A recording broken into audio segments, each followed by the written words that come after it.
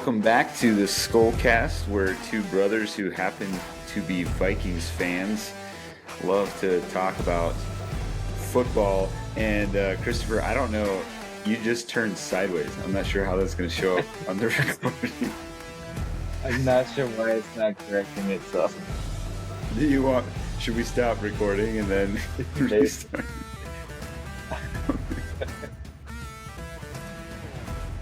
Okay, I think we got it figured out here.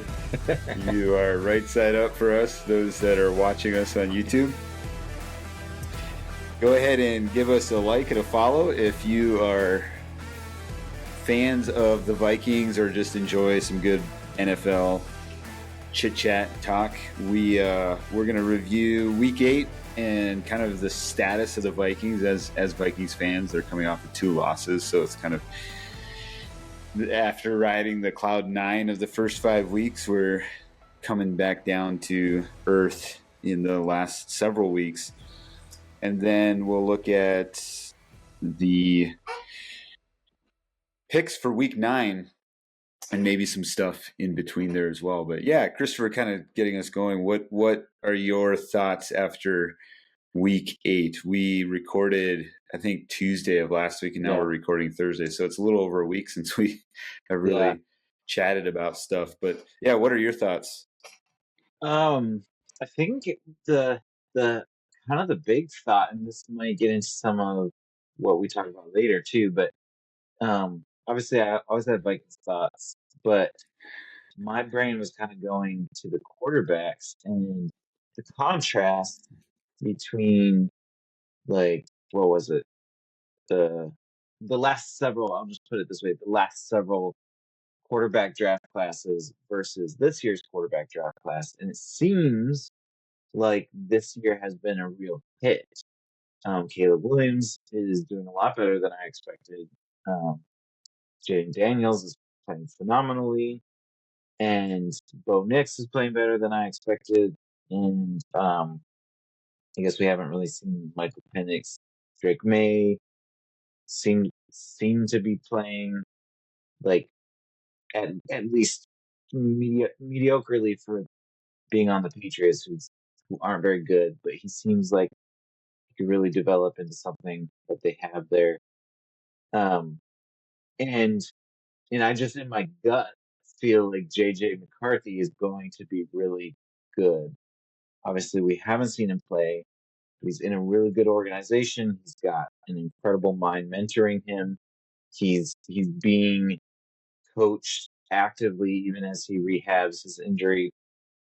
So he's watching everything that's going on now. He's getting the full, like, Patrick Mahomes bench the year and then starting the second year. So it'll just be interesting. I guess the thing that I'm coming away from this week with everything else that happened as well, it'll just be interesting to me to see the storylines unfold about, like, the Bryce Youngs and the Anthony Richardsons and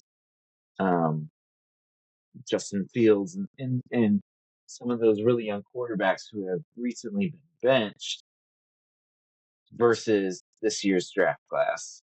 And, obviously we'll have to wait a couple of years to see how all of that evens out. And I hope some of those that have been benched get a second opportunity. But that's a really fascinating storyline. Yeah, I agree. And it's been exciting even just thinking about JJ McCarthy. We saw him like a game and a half in the preseason.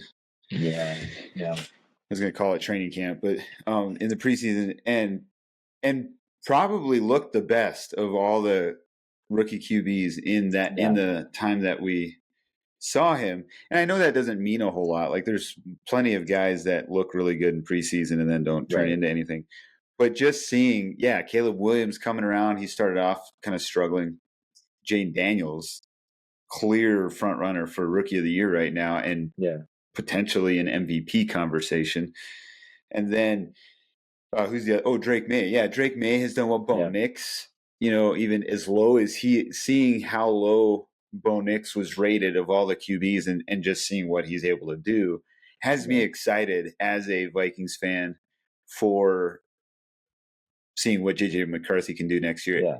and particularly because O'Connell has a very strategic plan that he's bringing McCarthy through, and just how will that pan out? Obviously, maybe it turns out to be a bust, but for a long time, obviously we didn't have a podcast going in previous years, but it just drives me crazy, the pressure and the expectations that we put these young QBs under. Yeah. And why do you hang the future of your franchise on a young QB, and then you shaft him the first year with all this pressure and expectations? It doesn't go well, and then you bench him, and so you're sending him through a emotional and mental ringer that just has devastating consequences. Yeah, I'm with you. It's exciting to see how everybody's doing. So some highlights from the week that I was thinking about, just some quick ones. That Hail Mary from Daniels was incredible. Yeah. That's the second. Is that the second? Because Rodgers had one a few weeks ago as well. Yeah. Second Hail Mary that turned out. Although poor Stevenson, I think it was, the number 29 with the Bears, who got caught. Did you see that on camera? He was kind of like He was taunting the crowd. And then if he would have just kept taunting the crowd, it would have been fine. They probably would have won the game. But it's that that's classic just a moment bad. where you get caught, kind of your mind is kind of wandering, and so now you're trying to really quickly make up for lost time, and you go and do something that is just messes it up. And it's like, man, if you had just been lasered in, maybe you actually could have. Yeah, it really kind of exposes the haphazardness of Hail Marys. Yeah. Like, there's a strategy to receiving it. I forget the guy who caught it with Washington. Noah Brown. Like, he purposely hung back there to catch the bounce. Yeah. Why would you not defend that as well? Like, but all the defenders are just like jumping up and then it makes you wonder, like, why not? And we've seen this with Darnold on Hail Marys. Why not pressure the QB? Like, when you know they have to make a deep throw, just pressure the QB, force him to get it out fast. But I mean, it was a fun way to end the game, and it helped me get another win in I was almost perfect this week in picks, so it was fun. I'm also another highlight from the. Go for it. Oh, I was just gonna say, this might be a hot take, but unless you're watching the game live, Hail Marys are kind of boring. like it was an incredible throw, no doubt, and the strategy was great, like get behind. But like, I feel like if Hail Marys are successful, they're often kind of fluky. And it felt a little bit that way here, where it's like just a little bit better defending, and that wouldn't have been a catch. But it's like the moment. Ball, the moment in an NFL game where it looks like, just a bunch of church guys out playing football. Yeah. It's just like, exactly. Make a big wild throw and everybody jumping around. And if I had been watching that game live, you have the buildup, you have the tension, especially if you're a Commanders fan. You're like, oh man, we're gonna. It's like the Minneapolis Miracle. Like, I watched that live and I was like, oh, season's over. We have 10 seconds left on the clock. And then it's just like the play itself is not that athletic. Like, it's just a defender missed his hit and Stephon Diggs was wide open. But like, because of what it meant and the tension that had been built up and everything, incredible play. I'll remember it forever. But if you watched it as a highlight, it's like, what? The thing that's exciting about it is the call as much as anything. Like, hearing the commentator give and the stadium erupt and stuff. But no, Daniels is definitely the Commanders as a whole. Even just the fact that they played tit for tat to Chicago's defense, like, the thing that I've been skeptical of the Commanders all season long is their defense, and here, like, nobody scored 20 points, and I think the Bears have had a pretty easy schedule, but they've been scoring a lot in that easy schedule, and so the fact that the Bears, I got to give Dan Quinn his dues and recognize that their defense is actually Yeah, significantly better than the guy who replaced him in Dallas. So, yeah, that's true. also, have you watched Jameis Winston's any of the the It's so videos much. about him? Yeah, he's so He's got to dramatic. be like we need a mic on him every week or something. Like Yeah, he's just hilarious. yeah. I um I don't know if right now is necessary if it's necessary to say he does have like a um a sexual accusation against him, and so there's Oh, part of really? me, Does yeah, he? yeah. There's part of me Oh, that shoot. wants to like him. I've always liked Winston, and then I learned that, and I was like, oh, What is it like with um, the there's I think that there's one from college, that has never went anywhere legally, but then there's one an Uber driver accused him of like um groping her, like inappropriately touching her yeah, during a drive. that's So a bummer. Yeah, yeah, I've it's a bummer. It's hard to take him his kind of funny demeanor, winsome demeanor, um, seriously with that. yeah. I didn't realize like he's very vocal about faith and the Yeah, Lord and stuff like that. And I was like, oh, I didn't realize he was a Christian. If he is, and so it's a double bummer. Not only was he kind of winsome in his lighthearted, charming yeah, banter, but then yeah, it feels like his testimony means nothing if he's doesn't have yeah. character in that way. What's up with the Browns getting QBs that have sketchy off field? Do you think there's The anything to that, to organizations that seem to get? I'm a little worried about that with my Minnesota Twins because they seem to get guys who've been a part of cheating teams. Oh, really? The um, I I mean, I think the this is not a reflection of Cleveland or the Browns fans at all. And I would think most Browns fans probably would agree with me. They're just kind of a trash organization. Maybe that's a harsh word to use for it, but like, I mean, you just look at their QBs. I mean, they had Johnny Manziel. Like, they don't. I think the ownership group. Um, Who's Johnny Manziel, or what? Why do um, you highlight him? he was. I think it was the number one pick. Like, oh, like 10 years ago, and he like totally fell apart. I do. It seems like maybe he's gotten his life together and has eaten some humble pie, and but it's very similar to like Ryan Leaf, where he like I think he was into like drugs and maybe got arrested a few times. Interesting. Um, was really terrible in the pros. I think is a Heisman Trophy winner.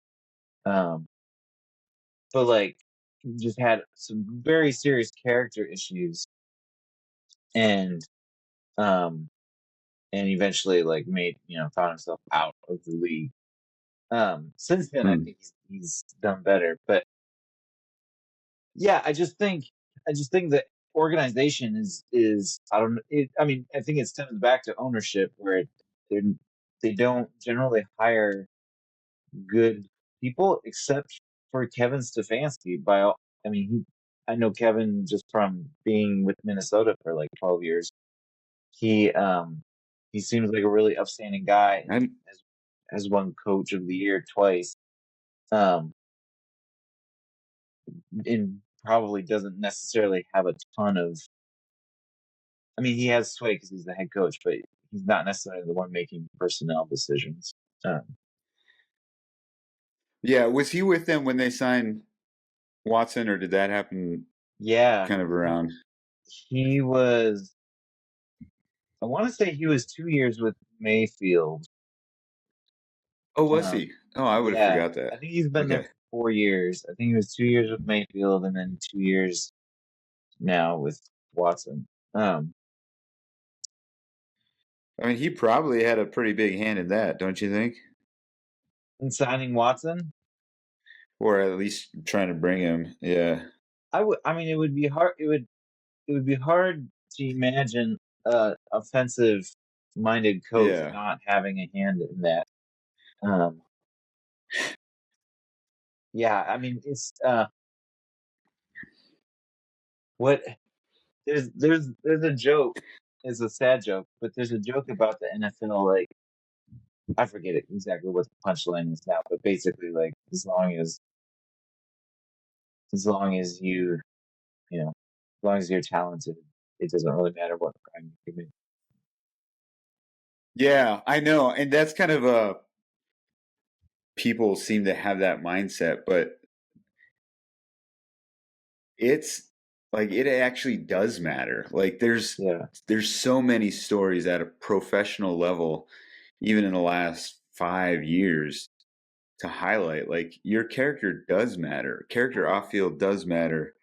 yeah, Not only could we highlight that in some what we were talking about earlier with development of young QBs, and I know I think to the best that they're able to, front offices and coaches look at that when they're drafting a QB is like, okay, how does he handle himself when we go out to dinner? You know, how does he engage with the waiters and stuff like that? Or at least I hear. I've never been a part of that. I hear people talking about that, but yeah, like Deshaun Watson, like yeah, we could see that coming. Like that wasn't yeah, incredible athlete, no doubt. yeah, And I've harped on Rodgers before. That's one of my biggest things is something seemed to drop in his character. Um, even yeah, I don't know Jameis Winston really, but even some of the stories of guys who struggled and are now coming back and having good experiences. I think of guys like in the in baseball, guys like Trevor Bauer and other players that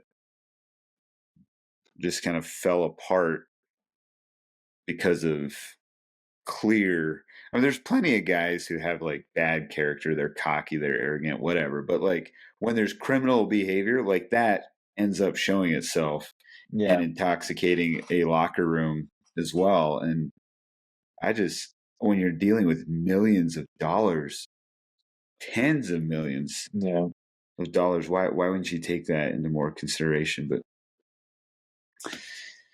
anyways, I have no desire to run an NFL team, and so yeah. I will try to be There's gracious with that. yeah, it's hard. It's hard to parse through because there's so much money in the business.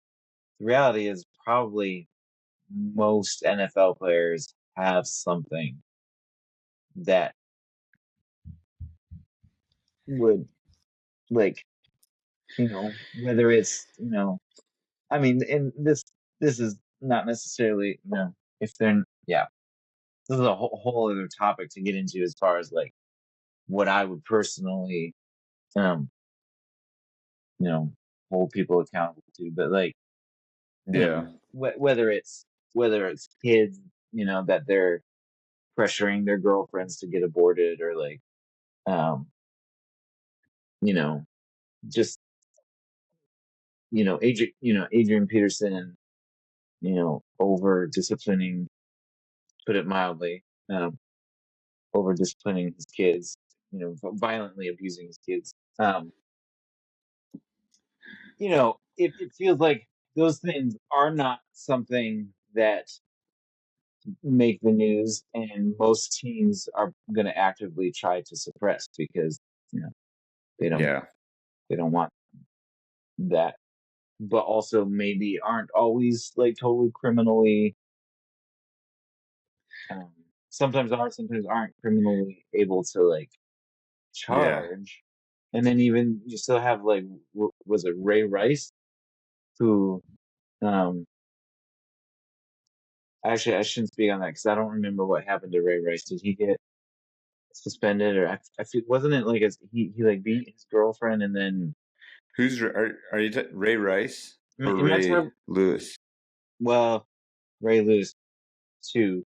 I think I'm thinking of the running back for the Ravens, 12 years ago maybe, who um was seen on video beating a woman. I think it was his girlfriend, and I don't think I don't know the legalities of that, like Oh what yeah, legally someone would go to jail, but like I think he played after that. So if someone like him can walk by, then you know some of these other things are, yeah. they're There's married now. really, Yeah, I'm yeah. just reading on Wikipedia now. It's like I probably should you know do more research before I like say anything, you know, any sort of pronouncement about those situations. But it does, just off of the basic facts, it's disturbing. You know. Interesting. So now, sorry, I was Yeah. ignoring you as I read Wikipedia. Um, Obviously, this is just very so. Since the end of his career, Rice has become a motivational speaker, addressing high school students and college athletes by speaking out against domestic violence, using his assault charges as a cautionary tale. So yeah, I mean, it's like obviously we have no clue. I'm reading a quick sentence on Wikipedia, but like maybe there's and the fact I kind of scoffed. The immediate thing that ran through my head when I saw that they're married is codependency. Mm. Just like how but maybe there's a redemption story there that they've worked through healing and now they're a part of helping other people deal with that. So yeah, I'm not Yeah. like even I've thought And about it because Kevin O'Connell is a very vocal Christian yeah. coach of the Vikings, and yet they have Wes Phillips had some off-field issues last year. Yeah. Jordan Addison has had his off-field issues, and whereas and even just having worked with guys myself, meaning like provide employment for guys that don't have the best character, and very much viewing it as a discipleship moment, like where where is that line? Obviously, this is broader than just the NFL, but like even we want to run a good business and have good customer service and so forth. But those are also some of the most powerful ways to disciple people Yeah. in having them a part of your staff or your process and as Christians, like what is our posture and take historically, at least in baseball. I don't know. I don't I haven't followed football long enough to know this, but if you are charged with anything in court, you will not make the Hall of Fame. Sure. So like all those who were charged with using steroids, even though there's undoubtedly probably a lot of other guys that have used steroids, but were never criminally charged. But like Mark McGuire, Alex Rodriguez, Roger Clemens, like they will never make the Hall of Fame. As Mm. but then Omar Vizquel, who's not like he was just a skinny Hall of Fame shortstop with the Cleveland Indians. He had domestic violence issues that he was charged with, and he is actually I should double check that as I say that, but I don't think he's in the Hall of Fame. Mhm. Let me quickly check that. Yeah, no, he's not in the Hall of Fame. Um, and so I kind of like that, even though, yeah, what to what degree is I when I think of like a coaching or leadership thing, I believe those things matter, like they affect your play. And so somebody who's and I try to do this with my boys too, like just because you are good, the best on the team, does not mean you can rip rod, just have low character run over people Yeah. because that's going to affect team dynamics. It affects and winning has more to do with team dynamics and the Yeah. attitude and the culture of what's in the building than it does stacking the best athletes together. Yeah. Well, and But like there's a lot of layers to it. Like I think the first layer is like if there's any sort of victim, you know, they're they're enough reason to care. Like if someone is hurting someone else, through Oh, whether it's definitely. Yeah. abuse, that's enough to full stop. You know, Yeah. like regardless of how it's affecting the play or the team or my entertainment. Um, but but then there's also like the aspect of like, okay, like that's enough in itself. But then there's also the layer of like, you know, the reality is we do kind of glorify these people. Like we we promote, that's why it's like with a guy like James Winston is like, for all accounts, he seems like someone that his teammates respect. He's someone that I can say, hey, this looks like he might be kind of quirky, but like he's someone that, He's very quirky. yeah, he's someone that, you know, I can generally say, to young men like, hey, look to him.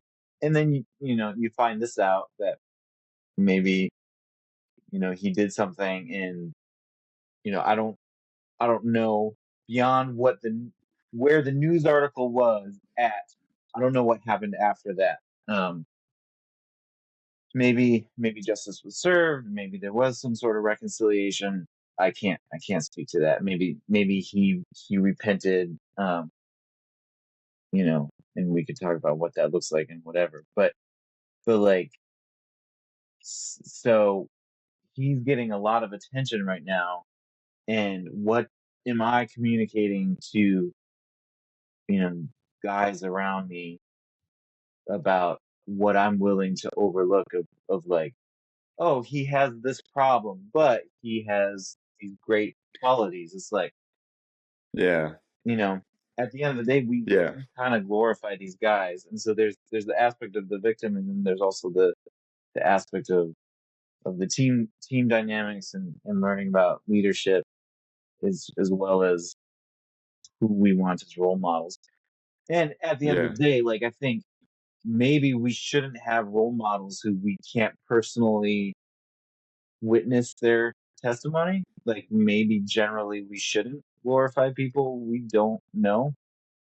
Um, Yeah. or certainly have the caveat of like, I admire this person, but I don't know them. Yeah. Yeah. No, it's kind of celebrity culture, period, whether Yeah. whether that's athletes, actors, famous speakers, preachers, authors, yeah. Yeah. And just the reality that everybody has a life that very few people see, and that does tell the whole story of who they are as a person, not just their skill and in what they do. Hmm. Yeah, well, hey, let's now that we've how did we start on that? Jameis Winston, I guess. The Yeah. I highlighted Jameis Winston and then was saddened by the yeah. It'll be interesting to see how the Browns do with him at their home because they definitely, I mean, the rest of the team responds to him in a way Yeah. that we don't see them responding to Watson. So we both of us had a winning record. You went 10-6. I went 14-2. The Jets again lost. I accurately predicted the Patriots. I thought the Patriots would win because I thought Drake May would do it, but he went out with concussion. Is that what it was? I wasn't actually Drake, I watching that think so. game, but Yeah. yeah. And Brissett helped them take the uh, win to the house. The Browns had a surprising upset So the Yeah. Ravens get shut down by the Browns, and I know the Browns have kind of your stereotypical good defense that they're known for, but with that, as well as the Lions just pummeling, getting 50 points against the Titans in the first three quarters, do you think it's safe to say the Lions have the best offense in the league, or Yeah. is there any question as to anybody else yet? No, I think until further notice, the Lions, I mean, they're clicking. Like it's hard to I point to anyone else. Yeah, I do. Like, you have to acknowledge it. You have to respect it, especially they come in and they beat an undefeated Vikings team. Yeah. They have had a very easy schedule. They're going to end the last 5 games of their season are the toughest 5 game stretch of the season. And so it will be like, I do think there's plenty of hype that's going to come back to earth with them a little bit, but and I don't think I'm just saying that as a hopeful Vikings fan, because I think the Lions will probably win the division. But the your offense, like, that's the thing, and we'll get into this a little bit when we talk about the Vikings more. But Yeah. it's so funny how quickly people have dropped the Vikings, and it's like the Lions are the best thing since Tom Brady. And it's like, well, Yeah. they're putting up huge numbers against really bad defenses. So, Yeah. like, they barely squeaked out a win against the best defense in the league at the time. It would And be interesting to compare these two teams because I don't know if it's just Goff, the presence of Goff or what, but they remind me of the the 2016 Rams, 2017 Rams. I forget what year it was. Whenever they went to the Super Bowl, I don't know if you remember that Goff's year. first Super Bowl. Yeah, and they lost to the Patriots in like a defensive juggernaut or showdown. Um, Interesting. they lost to what was it, like That 9-3 reminds or me. something like that. But Really? yeah, 9-3. it was. I don't think it was either team was double digit. It was real. Like so, the crazy thing for that year was, you know, oh shoot, I think I'm way too early. It's whatever year Mahomes was his first starting year. Um, 2018. 2018. Yeah, Kansas City. I need to double check my timeline. Kansas City versus Rams were just like nuts, and um, it was like I think that No, I'm it was sorry. It was 2017. 2017. Okay, is No, that was the Falcons versus 20. It was the 2017 season, 2018 Super Bowl, maybe. 2019. Really? 2019. 2019 Super Bowl. Oh, so it would have been 20. Yeah, yeah, that's what I was thinking. It was the 2018 season, and it Okay, played in February of 2019. 13 to so 3. 13-3. That's what it was. The Rams were just this high-powered offense. They had what's his face, the running back, who was just insane for a couple of years. Gurley, Todd Gurley. Yeah. And Todd Gurley, when they met the Chiefs were, having their moment. When they met the Chiefs in the regular season, it was like one of the highest scoring games of all time. Um, and then they, and then Chiefs lost to the Patriots in the AFC Championship. Rams meet the Patriots, and it was just like this throttle defensive game. Why am I talking about this? Oh, the Lions remind me of the Rams from that year, and it could be just the presence of Goff, but like just this really high powered offense that can kind of just have its way. And I'm just very curious to see how it plays out. Yeah, In the grand scheme of things. yeah, Yeah. Yeah. No, it's that's the thing that I keep consoling myself now. Will the Vikings be the same team as they were when they played the Lions? I don't know. They've had some injuries on the offensive front that'll be hard to to kind of repair from. But Yeah. defensively, like the defense kept them in that game for sure. And that's kind of the game where I was looking at and saying, like, this is an example of offense wins championships. Yeah. I kind of forgot about that game because that was a defensive slogger. But also last night, just had the World Series, Yeah. the LA Dodgers. In the grand scheme of things, my point still is clear.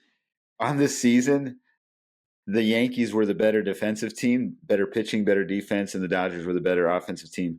But that game last night came down to 3 errors on the defense for the Yankees. Otherwise, there would be a game 6. Is that where we're at? Yeah, it would have been game 6 tomorrow night. So maybe I'm just full of hogwash, huh? Well, I think you're right. I think there's balance, but I think generally you need offense. Like you can't Dodgers don't win that game last night if they can't generate points. And my counter to that is the Dodgers are a very disciplined offensive team. Yeah. Throughout the season, they were mid of the pack defense. Both Yankees and Dodgers were. They were not the top 10. I don't think either of them were in the top 10 defensively. But I mean, they were pitching. Yankees were pitching. Dodgers were not. Dodgers had kind of a down year, but the Dodgers are, other than home runs, Yankees out hit more home runs, but the Dodgers struck out significantly fewer times. And that's the thing. You give them extra outs, then their offense is going to take advantage of it, and they did. But going back to the Lions, I think you have to acknowledge that they are, like you said, their offense is having their way. Yeah. And so they pulled off the win. The Commanders, we already talked about that a little bit. Commanders pulled off a big win. The Eagles. I wanted to highlight the Eagles. The Eagles win was impressive, not because they won, and not because they won by, put up 30 points, but Bengals are a big passing offense. And I've been skeptical of the Eagles' pass defense all season long, just because of Vic Fangio and stuff. They held the Bengals to fewer than 20 points. That was impressive to me. So I think maybe their defense deserves a little bit more credit than what I've given. And then you had picked the Cowboys and I picked the 49ers, and it really wasn't a question in that game. Retrospectively now, I do see that was a very silly pick. I think I just figured that the Niners were so injured, but I guess it's primarily McCaffrey and Ayuk is Ayuk. out. Yeah, Ayuk is out. Yeah. But I mean, they're just a deep team. They just find ways to win. And I still contend that Purdy's a good QB. Like, I know people want to kind of hate on him, but I think Purdy's a good QB. I personally think he's better than Dak. Yeah, this is only his second full year starting. Yeah. Yeah, and the Dallas is another one of those teams that just have very weird dynamics going on in their franchise. And I don't care how skilled the athletes are. When you have weird dynamics like that, you're not motivated. Yeah. So what are we're kind of running long here. We waxed philosophical. We did. How are we feeling about the Vikings? Everybody's dropped him. Rich Eisen, good old Rich Eisen, still has him 9th, but he has him below the Texans, who also have a bunch of injuries, who the Vikings beat. He has him below the Packers, who the Vikings beat, who also have their quarterback on injury again. Should we be panicking just to kind of catch people up? I'm assuming if you're watching this, you're familiar with where the Vikings are at, but they've lost 2 in a row, lost 2 in 5 days. I think that stat alone is like alarming to people. Well, if anybody had a schedule like that, and they were playing the best Yeah. offense in the league, and then a surprising because Cup and Nakua came off the IR that morning or the day of the Yeah. game. That was some Um, brilliant moving by the Rams. some gamesmanship, yeah, for sure. I mean, I would hope the Um, Vikings would be prepared. yeah, yeah, and I enjoy listening to Flores and O'Connell talk because they seem to identify things that we're even seeing. Like Flores talked about, like they were getting away with some mistakes in their winning that now in their highlighting it's all magnified, and that's Yeah. true. Like Yeah. they weren't a perfect team even in You their said winning. Flores said that? Yeah, I forget Tuesday. What was yesterday? Monday or Tuesday. He had a press. Tuesday, I guess, is when Yeah. does his press conference, and um, he kind of pointed that out. Yeah. I think I still feel good. I think that the Vikings are a perfect storm in that they have a history and we all have trauma of things falling apart. And it's like we Looking don't, really good, and yeah, then just collapsing. we Yeah. don't. I mean, even when we had what some people argue in '98, and I don't remember this, but like, um, what some people argue is one of the greatest offenses in history, is the greatest show on turf before the greatest show on turf. Um, we what was it? The AFC, was that the NFC Championship where we just imploded? Um, I forget. It was there. There are a number of them where we imploded or just like missed it by the scrape of our nose or whatever. Um, Yeah. It was a 30-27 game. I don't remember is like that the how the missed game kick, went. the far left, wide left, or wide right? Maybe I think so. Yeah, yeah. Um, It went to overtime. Atlanta had a field goal, and then the Vikings had a chance to come back and because I think tie it again. what's so traumatic about that is our kicker that year had been like perfect. He had Oh been no! incredible. Yeah, it's very reminiscent. See, um, Will um, Riker is the only perfect kicker currently? I should look that up. I That's think a so. very quiet story being developed. Yeah. Um.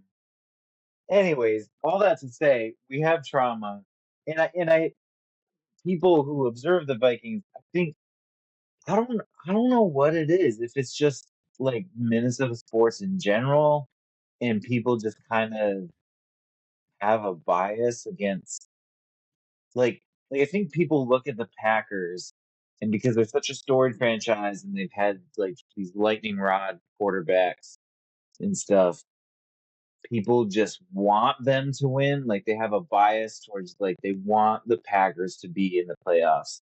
Same thing with the Cowboys. Um and so the Vikings just don't have that for some reason. And so when they do have just like this goofball of a game, like the the Rams were, um, that also happens to be back to back, like the second loss after 5-0 start. People just in their head think, "Oh, they're falling apart." I don't think they are. I do think that the injury to Christian Darrisaw is super frustrating and disappointing, and could be the story of the season, where it's like, what could have been if, in the same way that we feel that way with Kirk Cousins getting injured last year, just like what could have been with the season if Christian Darrisaw stayed in. Um, but I also don't necessarily think that the season's over just because he's injured. I think we're getting TJ Hawkinson back. Hopefully, Blake Cashman can come back with his turf toe. I know that can be really difficult to heal until the end of the season, and so you might just have to play through it, which is super painful. But so I don't know if we'll get Blake Kaplan back, but I think the defense has really missed him. Um, I think the offense is about to open up with T.J. Hawkinson, and we're about to play some just objectively not great teams. And I know the Colts are Mm. better, I think, than probably how they played. But then you have the Jaguars, you have the Titans, um,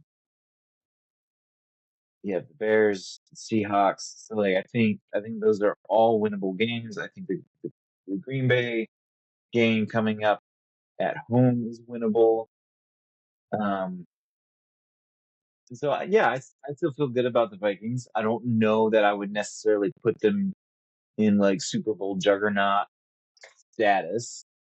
Um, but if they bounce back, I mean, if they bounce back from like two like Lions heartbreaking loss, Rams kind of just like kick kick myself loss. They can bounce back from that and like put the Colts away with like room to spare, then I'll feel really good about the Vikings again. If they struggle against the Colts, I think I'll still kind of feel this sort of queasiness. Yeah. Yeah, no doubt. I feel very confident heading into the Colts, even if the Colts are starting Joe Flacco. But if they struggle and especially if they lose, then I will be like, oh, whoa, like, okay, so I've been deceived about this team or Yeah, whatever.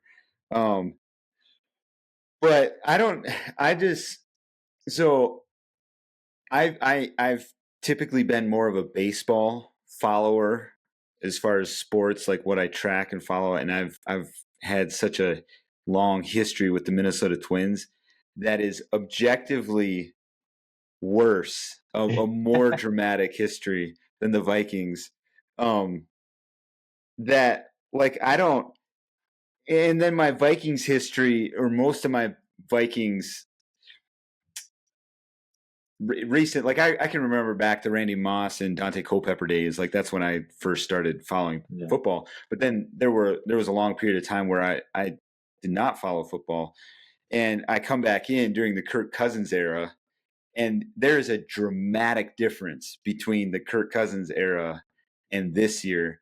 And there's yeah, different things that yeah, I'm noticing that I still feel like really good about this team. I At one point I thought we could be heading for a Vikings Steelers Super Bowl. I don't think you count the Chiefs out at all. The Steelers definitely look like they could threaten the Chiefs, but I do think right now the Lions are the favorite to represent the NFC. Although the yeah. Eagles are certain, I contend the Eagles have the personality to do it. I don't know. I'm skeptical about their coaching and some of their scheming. Um, but the Vikings, like, listen, with Puka and Nakua in the lineup, the Puka Rams and are a Nakua. top. You mean Cooper? Cup and Just a second. Sorry, my audio got messed up here. oh, I had to switch out that would be Steelers versus with Vikings Super Bowl would be with interesting. Cup. I was thinking Cup. Okay, I swapped my earbud was dying, and so I swapped it Oh, out. Okay, yeah, with Cup and Nakua, I just see your mouth. I don't know if you know that. that's all you need. That's all you need. um, like the Rams, if they would have had him all season long, I don't think people realize how good the Rams offense is with Kyron Williams, and if you have Cup and Nakua, like they would be a top three offense in all of the Rams, yeah, NFL.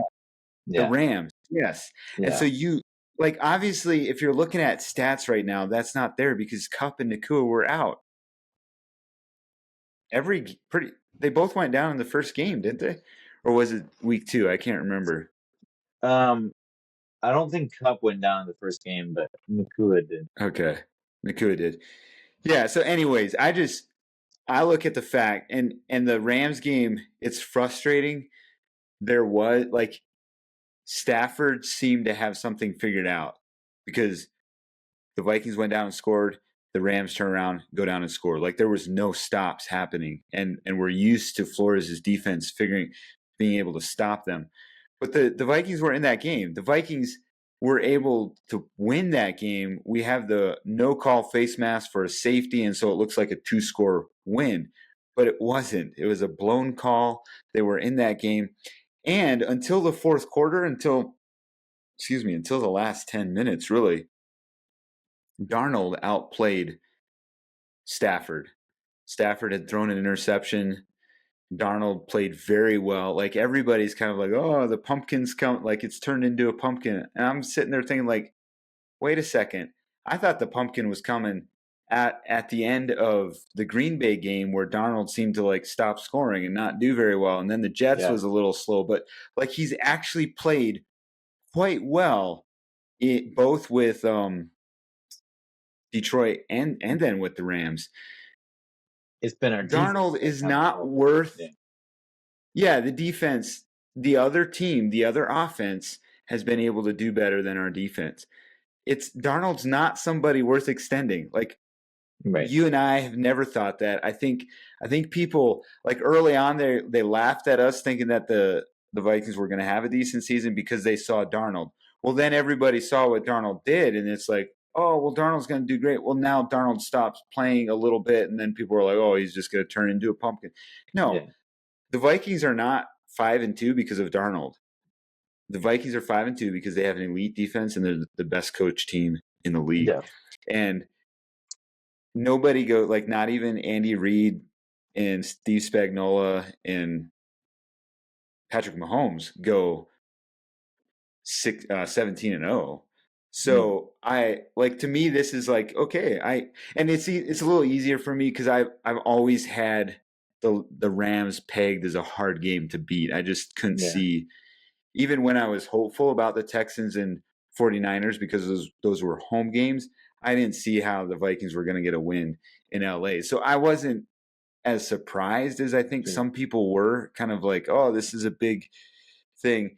And I'm more now like, okay, can we adjust? Like, will the coaches adjust and get back to playing the kind of ball that they had been playing? So I'm really, and obviously they picked up Cam Robinson from the Jaguars to replace Deshaun, but I do agree that injury is big. Probably the second best player on the team. Jones is really good, but like for what Deshaun does on the O-line is huge. That's going to have a lasting impact on this. And probably the only thing right now that kind of has me concerned is like, okay, so how will we be able to replace him? But I'm still kind of generally positive. Yeah. I feel really good. I don't really know anything about the Cam Robinson. Will he ultimately make a difference? Or will he be able to like simulate Darasol at all? Can you tip yourself up a little more? There you go. Yeah, it'll be interesting to see what happens. I feel like my mood about this team will be greatly affected by how they play this week. My brother-in-law is a Colts fan, so we have to kind of tread carefully here. Which one? Jaron Burkholder. Oh, is he from Indiana? He's from. Yep. All right. No, he's.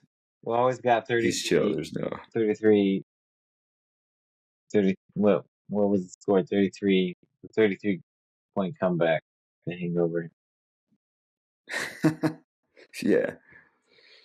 That was Joe Flacco, wasn't it? No, that was Matt Ryan. That was Matt Ryan. That was Matt Ryan. That was Jeff Saturday. Yeah. Yeah. So I mean, still, I mean, NFL teams are NFL teams. They are. It's very difficult to beat an NFL team. It's very difficult to come back. Yeah. But of all the teams, that was probably the easiest. Well, but the thing that I always get amused by is people always want to discredit, well, that was a pathetic Colts team. Go back, any of the major comebacks were against bad teams. Yeah, of Like course they were. Yeah. that's how comebacks are done. Like, of course they're going to be against bad teams, but it's still I mean, a even just feat. yeah, even even even just um logistically how you fit that many drives into 2 quarters is wild. Yeah, and that many Yeah. scoring drives. Yeah. Yeah. And there's obviously like, there's probably coaches, someone like Belichick or Andy Reid probably looks at that and be like, good grief, like this is some simple clock management should Yeah, have never happened when you're up by 33 points or whatever. I don't know, yeah, but it's a fun thing. Definitely have that to hang over. So yeah. That was great. anyway, so yeah, I agree with you. I think if even if they struggle, like if they don't win by 2 scores, then I'm gonna be like, huh, what's going on here? And if they lose, then it'll be like, okay, we've got issues. Yeah, But as it stands right now, like from the 2 losses, yes, we clearly, I think if the Vikings had won against Detroit, I would want everybody to be like, okay, the Vikings are the legit best team in the NFC. yeah, Since they lost, then you have to give it Detroit is the best team. And until Detroit does anything different, because they've, even with Hutchinson out, they've been looking really solid defensively yeah. too. So why don't we, Unfortunately. yeah, let's run through our week 8 or week 9 picks. I have it. Yeah. I was looking at week 8 here, Am I but we still start off. am I still the right direction or am I sideways? No, for some reason it seemed like when you had turned it to profile before we hit record, and so then when you turned it back to landscape, it didn't Uh, turn. But when you're in landscape, we hit record. It's been switching automatically yeah. for that. So I don't know what the deal is with that. But tonight, in just a few hours, the Texans play in New York, or in New Jersey rather, at MetLife. Who do you have for the Texans versus the Jets, even with Texas. Stefon Diggs out for the year? Yeah, that's a bummer.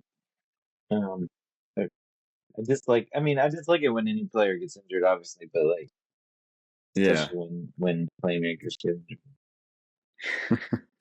So here's my hot take, and I think we have a little bit of a different. I actually personally feel a little bit better about Texas ability to go deep into the playoffs, which is mean because Diggs has been a part of several NFL NFC championship game, or I guess With the he was Bills, in yeah. the AFC Well, for I a guess while, yeah, but yeah, with um, us and then with the Bills, yeah. but yeah, no, it's a bummer. They were playing good. He was playing good, but I don't have the panic alarm on the Texans running off. I think they will win tonight as Hmm. well. What about Saints at Panthers? That was one I was gonna look into a little bit more before I officially made my pick. Um, I have New Orleans down, but I wanted to see what the Panthers have been doing. So I'm gonna go with New Orleans, but it'll be a surprise. I think a sneaky, interesting game. Yeah. So the Saints last week they scored 8 points against the Chargers, and then the week before that they scored 10 points against the Broncos. They put up 27 points in a loss against the Buccaneers and then scored 13 points against the Chiefs before that. The Panthers schedule, sorry, taking me a minute to get this. The Panthers put up 14 against the Broncos, put up only 7 against the Commanders, put up 20 against the Falcons, put up 10 against the Bears.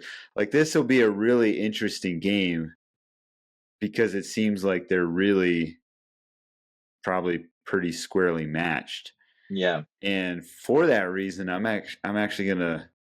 Plus, I wasn't sure where I would differentiate from you throughout the rest of. I'm gonna pick the Panthers since they're the home team. All right. Maybe get up a Panthers win. They have Adam Thielen, so I'm always rooting for him. Except, did he get injured? I don't think he's injured. He's barely been targeted this year, but yeah. What about Commanders at Giants? Commanders at Giants. Commanders for sure.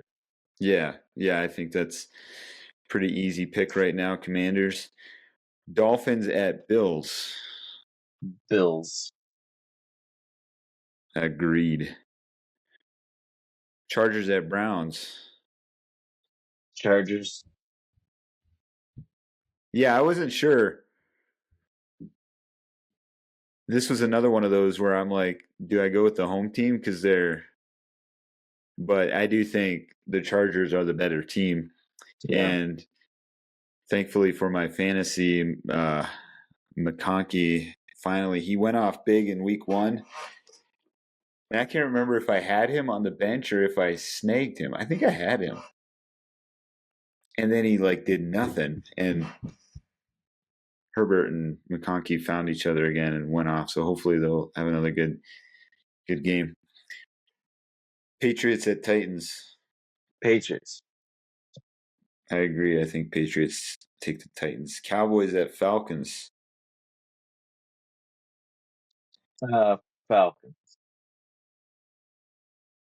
Agreed. That'll be an interesting game. The Zimmer versus Cousins. Yeah, for all those Vikings fans who some drama. know the drama between Zimmer and Cousins. How many points do you think Cousins puts up on Zimmer? His 20, defense has looked plus. bad. Yeah. So I You think just 20? When you don't care to invest in your players. You think it's just players? No, I also think his I don't think he's changed his style. They get walked over. Yeah. Yeah. I think he's too old school, and old school not being like the 1990s, but like 2014. Yeah. Raiders at Bengals. Bengals. Agree. Broncos at Ravens. The Ravens. After seeing what the Browns did against the Ravens, I could see the Broncos coming in and kind of surprising people. But I agree. I think you always have those fluke in division games. Yeah. And I don't really see that coming. I think the Ravens will get the Broncos here at home. The Browns were home when they got the Ravens. So, and it's always whenever you make a big change and you have a kind of charismatic experience of the backup coming in and doing well, you can almost guarantee that they'll pull off that one win. And then even the Raiders did it a couple years ago. Yeah. Bears at Cardinals. This was probably the hardest one. I genuinely don't know. So I'm going with my heart, which is that I want the Cardinals to win. Cardinals. I know. I was thinking about it too. So if anybody's watching this and is a Cardinals fan, you need to leave a comment, inform us. I have found the Cardinals games. I never watch them live, but any that I go back to kind of get a feel for, I have found them just generally boring to watch. Even if they win, like I'm just not seeing a lot there. But they've won some games. Like Yeah. I'm going to go with the Cardinals just because they have home advantage and just because they've done good enough Yeah. against some decent teams that I think they could pull off a win against the Bears. But I'd be curious if there are fans of the Cardinals.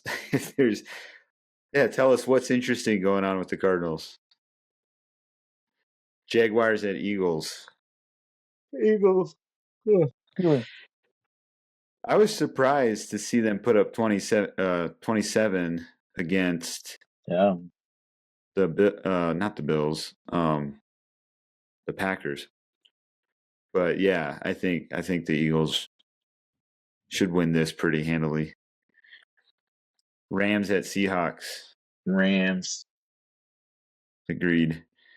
Lions at Packers.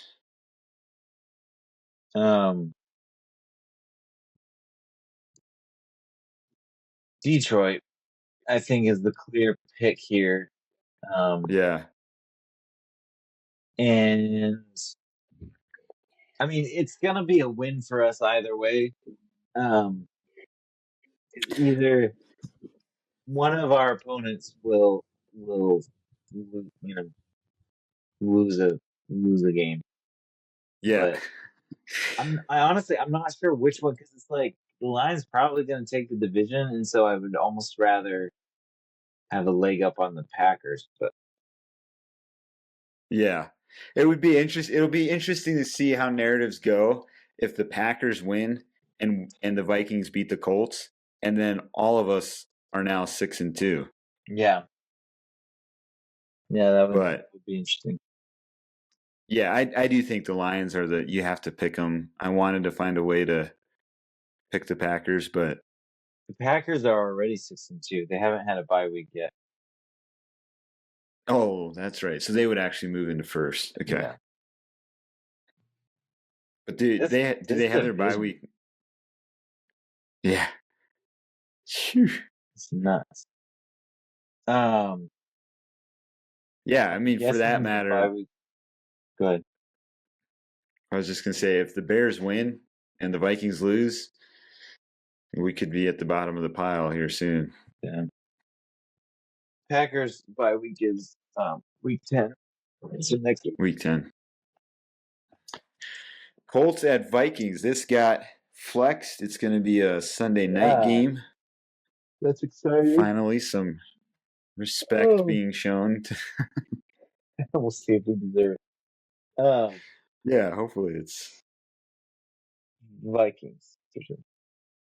Yeah, And I don't know. I don't yeah. know. Like objectively, I don't know. I mean, everyone was picking us to beat the Rams, but we truly are the favorites in this game. Like we Yeah. legitimately are a better team than the Colts. Like So I think the O line, their O line is something that will be interesting to see how sure. that handles because I think they're underrated. Like they've not done well because of Richardson's inaccuracy, but with Flacco's mind and accuracy and a good O line, like yeah, it'll be interesting to see how the defense handles it. If we at all can put pressure on Flacco, I think it'll be an easy win. Yeah. But because Flacco's not very mobile. What about even though he did run like 20 miles an hour a couple weeks ago? So maybe I will eat my words. We'll see. Buccaneers at Chiefs. Chiefs. Yeah. Yeah, Chiefs are definitely getting their game going and they've been looking a lot stronger. So anyway, so that wraps up week What is this? Week 8 in review, week 9 Yeah, picks. Any final thoughts before we sign off here? it'll be a good week of football. Um, and Packers suck. Yeah. See, that's the thing is I don't even know how to switch. Like my go-to is that I just hate the Packers, and I don't really know how to aim that towards the Lions yet. Like they irritate me. They get under my skin, but I don't hate them. Well, the thing about the Lions too that makes it even worse is they are a legitimately cool story. Like if Yeah, they win the Super Bowl and they come out with a documentary, I'm gonna go watch it. Like it's a fun right, story right. to see them going from the bottom of the league to now literally number 2, maybe even number 1 as far as just complete playing right now. Um, in all of football. But it's also one of those things where it's just like Goff doesn't strike you as this elite QB. Yeah, They really don't, other than Hutchinson, they don't have like any like they're not doing anything fancy on defense or right. any outstanding. And so there's a lot that's just like surely that's somewhat of a mirage. But um Somebody figure them out. yeah. Yeah, Anyways, we will see you all next week. yeah. All right. Let's see you.